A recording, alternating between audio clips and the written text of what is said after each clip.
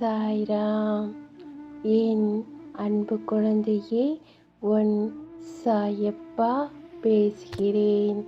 என் அன்பு குழந்தையே, நீ அந்த மாற்றத்தை அனுபவிக்க காத்திருக்கிறாய்.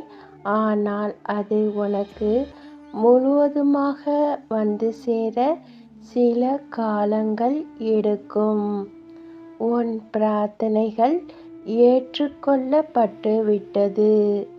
எதுவும் உடனடியாக நடக்கவில்லை என்று கவலை வேண்டாம். எல்லாவற்றையும் நான் பார்த்து கொண்டுதான் இருக்கிறேன். எல்லாவற்றுக்கும் சில காரணங்கள் உண்டு. என்னை மீறி எதுவும் நடக்காது. அல்லாஹ் மாலிக்